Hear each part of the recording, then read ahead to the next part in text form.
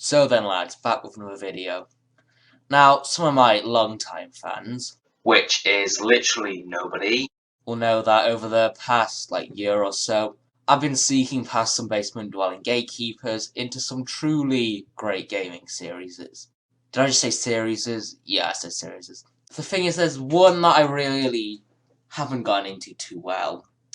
There's no gatekeepers for this one since the whole community's about as similar-minded as a Reddit comment section, but a lot nicer. And that series is Halo. Like I said, there's no gatekeepers. I've just seen through the gate and haven't really been interested in what's on the other side. So when Halo Infinite came out, I thought I'd give it a try, so that's what we're going to be reviewing today.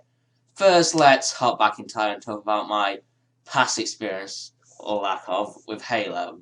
So yeah, start off really, I heard about it, I guess. I mean, everyone knows about Master Chief for reasons. They put the mercenary captain in the soda. Now, pretty sure the first time I heard anything about it was going to my friend's house, his older brother, big Halo fan, trying to tell me about the lore. Me really not remembering anything, but hearing a lot about the Flood, so assuming they were the main villains of the series, and hearing him and my friend argue over how the Mexican sniper guy from Reach's name is pronounced. Then it was the day of my 14th birthday party, and I went to a video game cafe, and they had an Xbox 360 with Halo Reach on it. So, friend and I tried to beat the campaign together. We got about 5 minutes in before not knowing what to do, and that's my first Halo experience. Then after that, me and my friends, we had a split screen 1v1 golf club tournament, and we were really impressed by the fact that the golf club is better than a grab hammer. So yeah, when Halo Infinite came out and I heard it was free, I decided to download it and really check it out to see how it compares to what little I've experienced. I logged into the game, and no golf club. That's it, trash game, I'm done. So yeah, I've done the thing that not many people are really finding easy to do, and understand that just because I don't like something doesn't mean it's a bad game. So, I'm just going to say it. Halo Infinite isn't exactly my cup of tea. I'd say a more accurate analogy really would be that it is my cup of tea, but I just don't like tea. Why, mate, you chatting shit? Oh fuck, it's the bobbies. If you like to talk about this game, first we should talk about the build-up to it and the community. As I mentioned before, Halo's always been a really tightly knit and like-minded community in a good way, unlike a lot of other shooter game communities having their silly little arguments over which game fucking sucks the most and which one does the least, which can get really heated. You know, ask any Halo fan what they like. They'll always say that 3's the best, 1, 2, and Reach are good, and 4 and 5 were made by the devil himself. Infinite was the first thing I've seen out of that franchise that was divisive. I mean, I guess Wars, but who really cares about Halo Wars? A lot of really interesting takes on this game have come out back before, or years ago when it was announced. People were going to say this was going to fucking suck, and now they're being a little light on it. But still less decisive than Italians during a world war. I mean, look at the Act Man making multiple different videos, each saying multiple different things about this game. So yeah, Halo community has reacted in an interesting way to this. You know, a partial reason for people's opinions on this game is simply due to the fact that it came out in 21, just like all the other shooter games that came out in 2021. Yep. Let's use this really stupid fucking metaphor, right?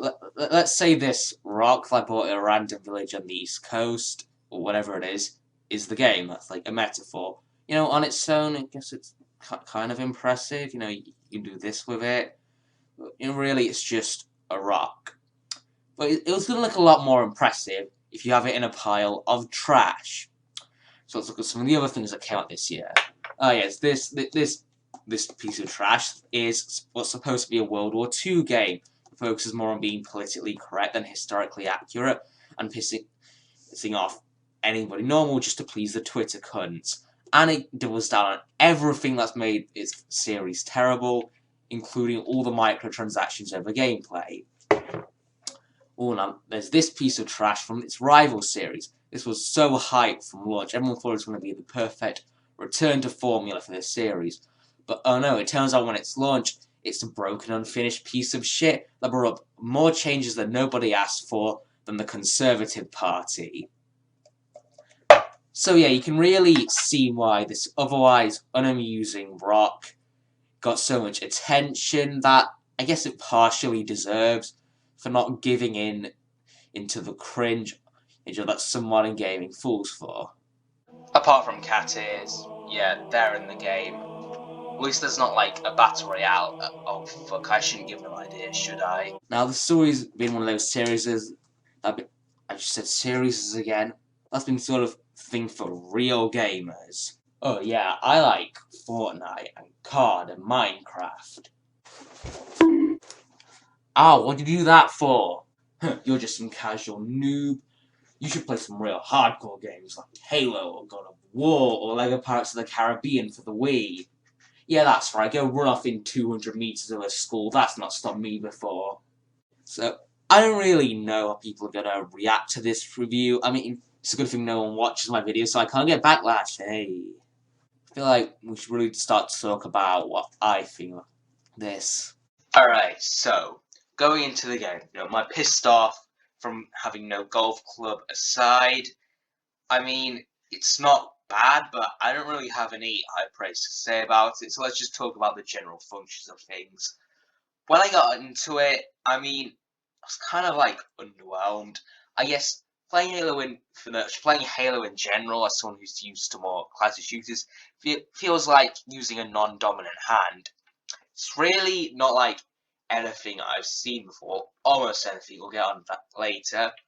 I tried like the standard team deathmatch. It was like odd not having loadouts. Yeah, I'm used to CS:GO, but like that lets you buy weapons. In this one, the interesting choice is that you just start with a weapon and you can find them around the map. There's nothing wrong with that.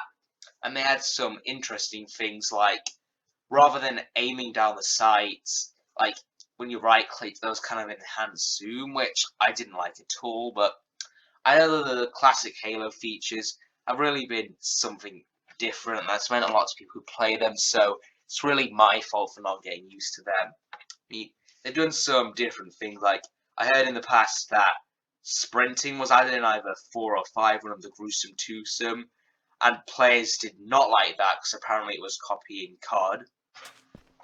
No, it can't be. Minecraft copied COD. No, I'm dying right now. Sprinting is in this game, I guess. I mean, I like it myself, but I think it really needs to go just because of how the true fans hate it.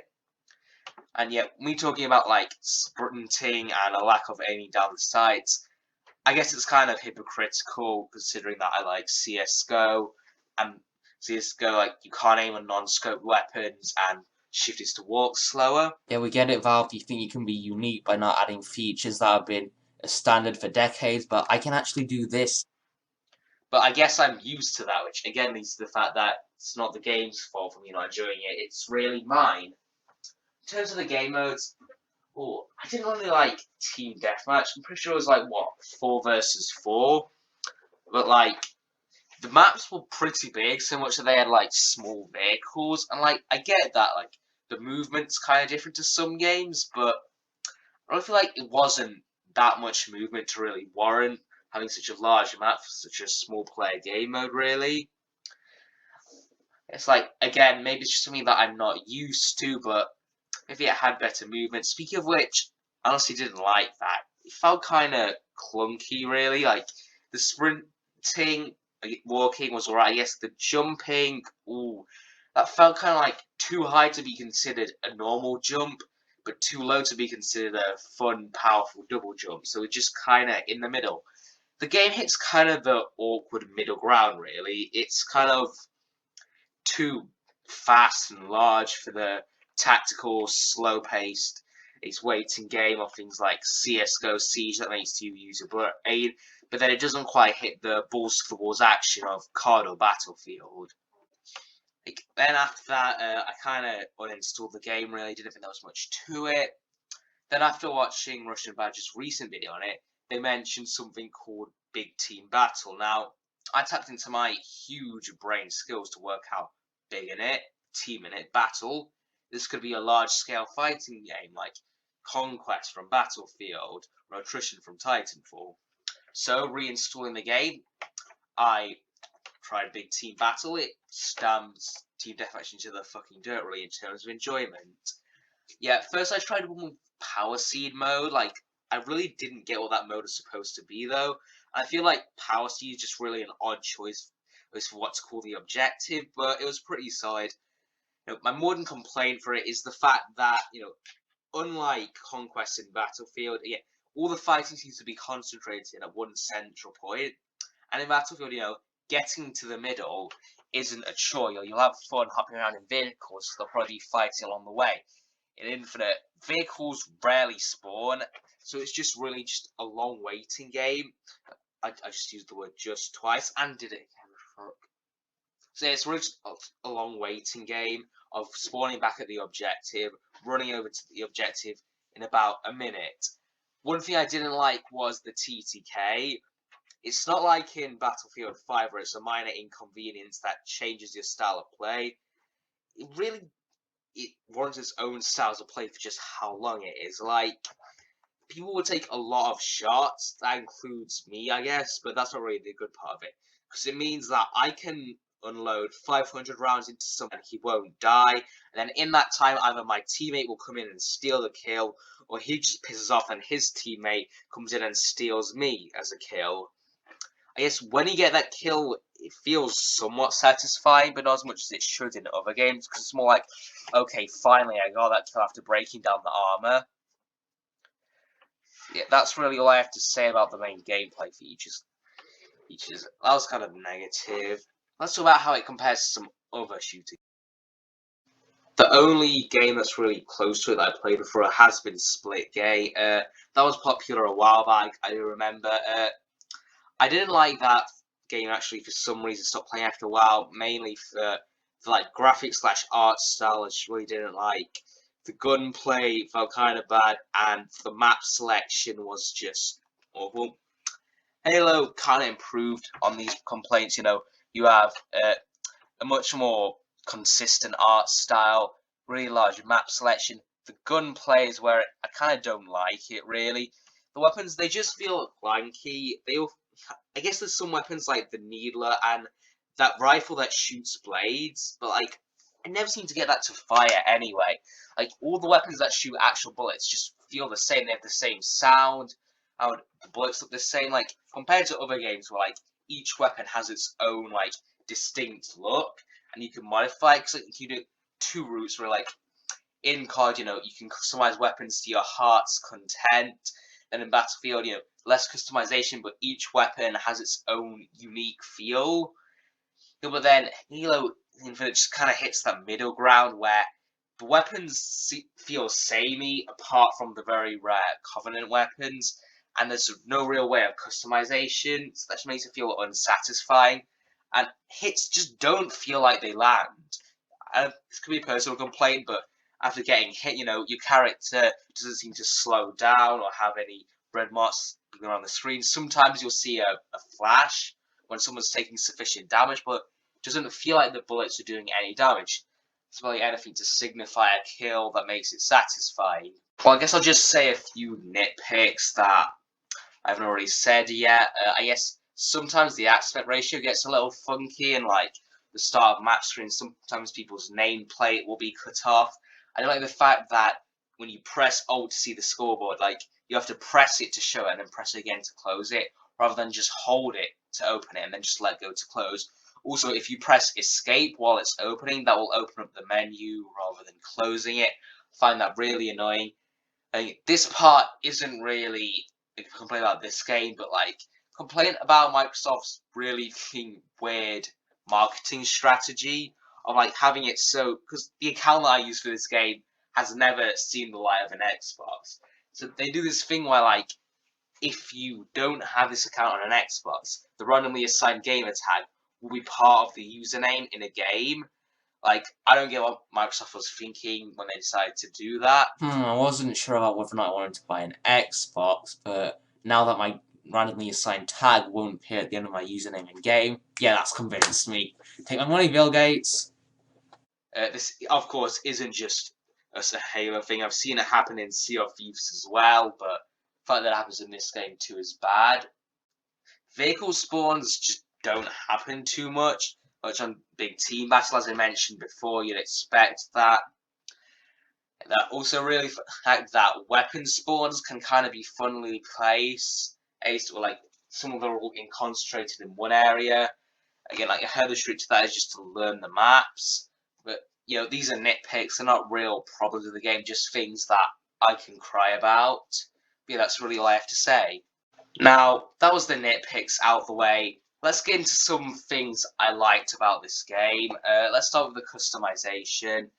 Customization in this game was good. Okay, sure, you had cat ears, and sure, a lot of the things were in a battle pass, but I still think it had a pretty good level of customization in the base game. Sure, it was nothing like mod, how you didn't have the freedom of GTA 5, so sadly I can't make my character look like a meth addict.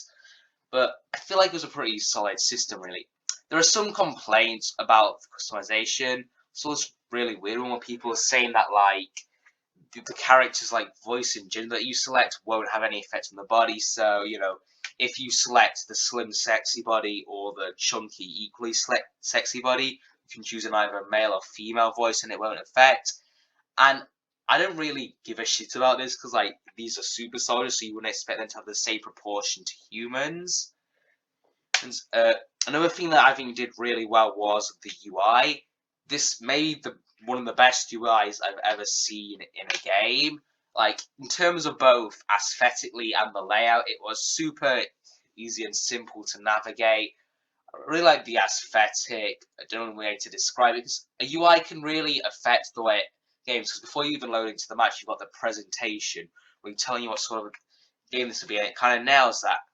I feel like the voice acting in this game, I like that, it gives you like the ability to choose various AIs, which I just thought was great. Like I've always wanted to see a game where like you could choose what like announcer you got, and I guess the AI is the closest thing you've got to this.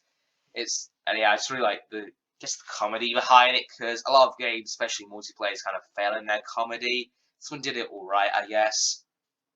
So one thing I should touch on is the game modes, and things like capture the flag have always been a staple of the Halo series, and it's not really a good game in like COD, but definitely nails it in Halo. There's so many like new ones I haven't explored that I might check out at some point. That's where it really beats out other shooters on. So yeah, you made it to the end, unless like you just skipped to the end. So like, watch the whole video if you're gonna do that. I just need to clarify again that things I'm saying about this game, I'm not implying this is a bad game at all. I'm just saying I don't really like it. If you are a long fan of the series and you love this game, more power to you. If you're a long fan of the series and you think this is an utter disappointment, well, I'm sorry to hear that. It's just my review on the multiplayer, because the campaign's locked behind a paywall, and I'm a cheapskate bastard, but I hear it's really good. So yeah, that's really all I have to say. Just want to say thanks for watching all the way to the end, and if you feel like it, you can subscribe and watch some of my other videos. Maybe like, I don't give a shit about likes, but yeah. So then lads, that's the end.